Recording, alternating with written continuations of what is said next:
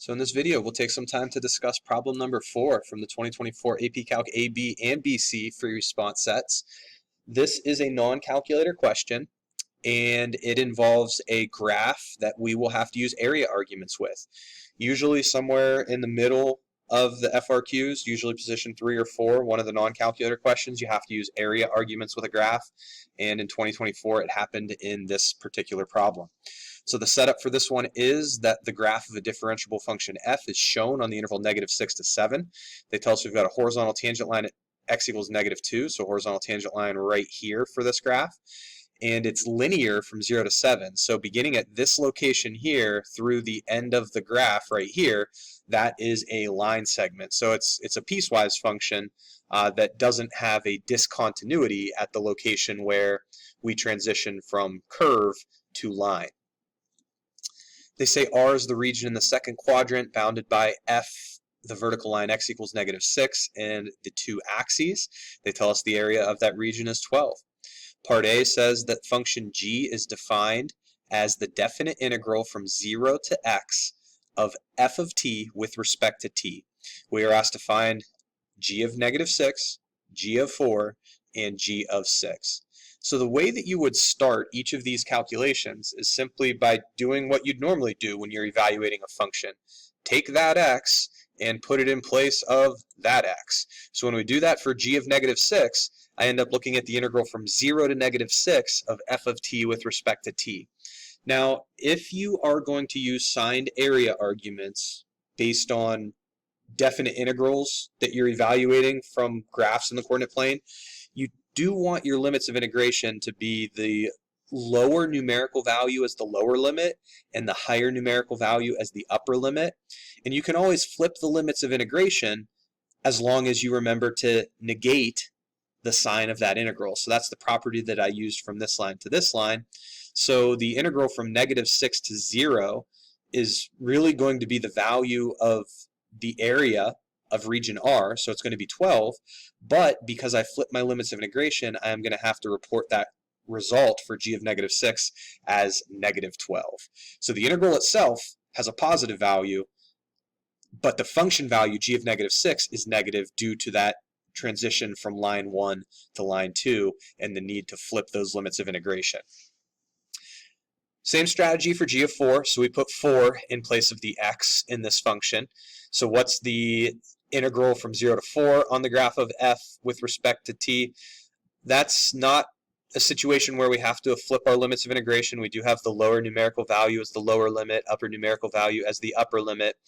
If I recognize that I just have this blue triangle that sits above the x-axis as the area between the graph of f and the x-axis on this interval, I just need to find the area of that triangle. So a 1/2 base of 4, height of 2 calculation gives me the result for g of 4. I don't need to adjust the sign of that. That is above the x-axis, and I didn't have to do anything with flipping my limits of integration in this calculation. This right here would receive full credit. You don't have to simplify it to 4. So if you wanted to leave your answer like this, that would be totally okay.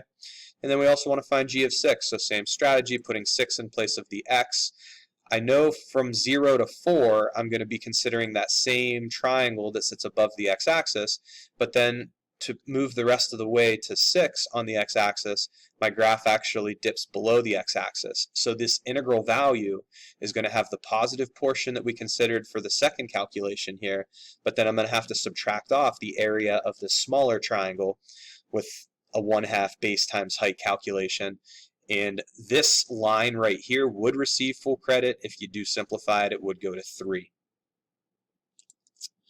Part B says that for that same function that we dealt with back in Part A, find all values of x on the interval 0 to 6, where the graph of g has a critical point, give a reason for your answer. So you need to recognize what a critical point is. A critical point is a location where the derivative of the function you're considering is either 0 or undefined. In this particular case, we need to start by taking the derivative of that function specified back in Part A. So the derivative of this function is going to be a direct application of the fundamental theorem of calculus. When I take a derivative with respect to x, and x is the upper limit of integration, those processes, the derivative and the integral processes, effectively undo one another and allow us to just replace the holding variable, t in this case, with that upper limit of integration. So g prime of x is equal to f of x. This is a graph of f of x. So in effect, this is a graph of g prime. When is g prime equal to 0? Well, that's when f is equal to 0. When does this graph equal 0? There is only one location where it happens, and it's the x value of 4. So the reason for my answer is written across this line here. You don't have any locations where g prime is undefined. F on the interval from 0 to 6 is always defined, so no other values to report. And then in part C, they define a new function h, and they say that h of x is going to be the definite integral from -6 to x of f prime of t with respect to t. We're asked to find three different values: h of 6, h prime of 6, and h double prime of 6. Show the work that leads to your answers. So what I did initially here is I said, well, before I'm able to find h prime and h double prime of 6, I'm going to find those derivatives in general. So if I want to find h prime of x, I'm taking the derivative of this with respect to that upper limit of integration. Therefore, I'm going to be able to simply replace the holding variable t with that upper limit. So h prime of x is equal to f prime of x. And if I get that into place, the next derivative will sync up as well. H double prime has to be equal to f double prime. So now I'm ready to start putting 6 in place of this x, and this x. So when I put 6 in place of the x that's right here in the function h, I'm looking at this calculation. Now you might look at that and think, well, how am I going to use this graph in order to find the value of this? You actually want to evaluate this integral with the first part of the fundamental theorem of calculus. What's the antiderivative of f prime? The antiderivative of f prime is taking you back to f. I need to evaluate f at the upper limit and the lower limit and take a difference. So I need to do f of 6 minus f of -6. F of 6 is the y value here, -1, and f of -6 is the y value here of 0.5. So f of 6 minus f of -6 gives us a result of -1.5. Now we're on to h prime of 6. Well, h prime of x is f prime of x. I need to know the slope of this graph at 6, so the slope of this graph at this location right here, in order to figure out what h prime of 6 and f prime of 6 actually equal. So I recognize that this ordered pair right here was 4, 0. This ordered pair right here they specified as 6, -1. So I basically just did a regular old slope calculation. This is a linear stretch of the graph, so I don't need to do anything with derivatives to find a tangent slope. The slope of the line is non-changing, and that slope in this case is -1/2. As I've mentioned in a couple other portions of this fraction right here would receive full credit if you do simplify it. This is what it would simplify to. And then we also want the second derivative of h evaluated at 6. So what's the second derivative of f evaluated at 6?